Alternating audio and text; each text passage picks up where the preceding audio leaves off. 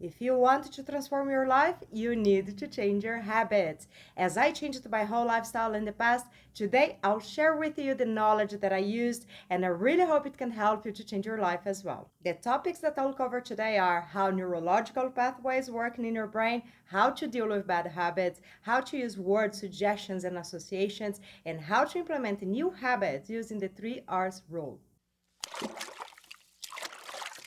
Before you decide to change a habit in your life, you need to work on your commitment, discipline, and consistency.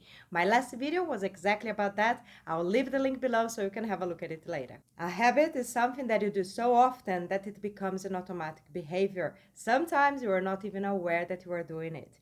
That happens because of the neural pathways that were formed in your brain, and that brings me to the first topic. When you were growing up, you made a lot of neurological connections in your brain and associations in your subconscious mind, and they have a huge impact on who you are now and the habits you have.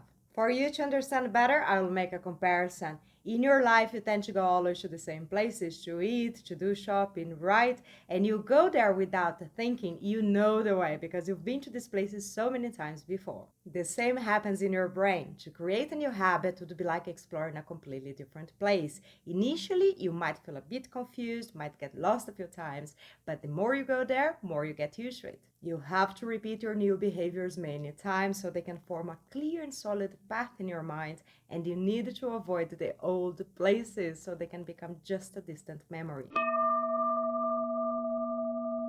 Don't eliminate a bad habit from your life, replace it. It will be much easier for you. Look at your mind as if it was a child. If the child is used to always play with the same toy and you just take it away without giving a new one, what will happen?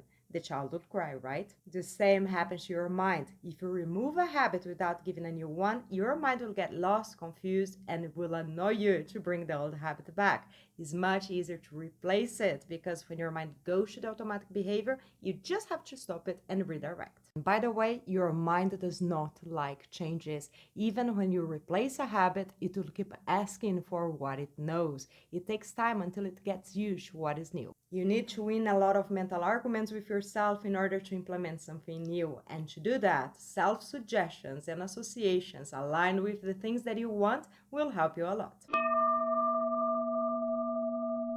Hypnosis is a suggestion work. I have a whole video about self-hypnosis where I explain in much more details what I will tell you now.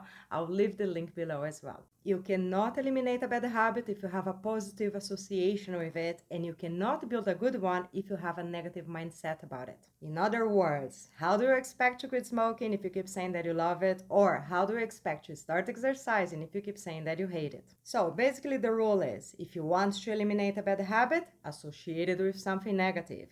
If you want to implement a good habit, build a positive mindset about it. Be careful with what you say. Words are powerful. You need to build self-suggestions that are compatible with what you want, because if you keep saying things that go against it, there is no way you can make it happen. For example, if you want to start exercising, your speech might be about how good you feel after the practice, or if you want to become skinnier, you might suggest to yourself that you feel much better when you eat less. You must repeat this kind of thoughts daily so you can reprogram your mind. Another thing to be careful, focus on what you want, not on what you don't want, because your mind does not understand the word no. When you say things like, I don't want to be lazy, I cannot eat sugar, the only thing your mind hears is, I want to be lazy, I can eat sugar. The only thing you get when you declare war on drugs is to create more desire for them. If you focus on freedom, it's more likely that you'll get the results that you want. My last advice about words, if you ask someone a favor and the person replies, I'll try, what do you automatically understand? That the person will fail, right? Don't use the word try because your mind will presume that you'll not do it. Instead of saying, I am trying, use words that imply more positive actions, such as, I'm working on it, I'm doing it, I'm getting better at it.